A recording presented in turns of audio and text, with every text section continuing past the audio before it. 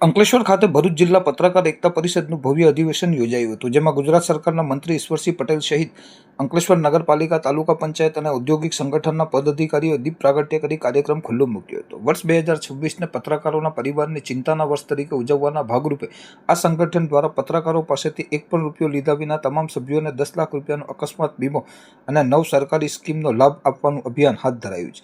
કાર્યક્રમમાં મંત્રીશ્રીએ પત્રકારોના રાષ્ટ્રીય વિકાસ અને સામાજિક યોગદાનને બિરદાવ્યું હતું, જ્યારે પ્રદેશ પ્રમુખે મંત્રીશ્રીને દરેક જિલ્લાના સરકારી બિલ્ડિંગમાં પત્રકારો માટે ઓફિસ ફાળવવા મધ્યસ્થી કરવા વિનંતી કરી હતી. આ પ્રસંગે મહિલા અધ્યક્ષ સમીમબેન પટેલે મહિલા પત્રકારોની સંખ્યા વધારવા હાકલ કરી હતી અને કલમ કેમેરાની સાથે સામાજિક સેવા કરતા 10 પત્રકારોનું વિશેષ સન્માન કરવામાં આવ્યું હતું. ટીમ અંકલેશ્વર અને જિલ્લાના હોદ્દેદારોના સહયોગથી સફળ રહેલા આ કાર્યક્રમના અંતે જિલ્લા અધ્યક્ષ અતુલભાઈ મુલાણીએ આભાર વિધિ કરી હતી.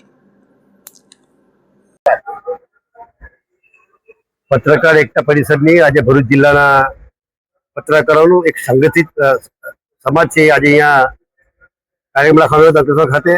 એમાં ભરૂચ જિલ્લાના તમામ પત્રકારો એ હાજરી આપી હતી. એમાં એમના પ્રદેશ અધ્યક્ષ એવા લાભુભાઈ હાજર રહીને પત્રકારત્વ કઈ રીતના કરવું, કઈ રીતે આપણું નામ ન બગડે, કઈ રીતના સમાજને એનો લાભ થાય, એ પ્રકારનું આજે અહીંયા જયારે ખૂબ સરસ મજાનું લાભુભાઈ પણ વાત કરી છે. ત્યારે તમામ પત્રકાર પરિષદ આજે અહીંયા ઉપસ્થિત છે, ત્યારે એ તમામ પત્રકાર મિત્રોનો ખૂબ અભિનંદન પાઠવું છું અને મારું અહીંયા જે સન્માન કર્યું બદલ એમનો આભાર માનું છું.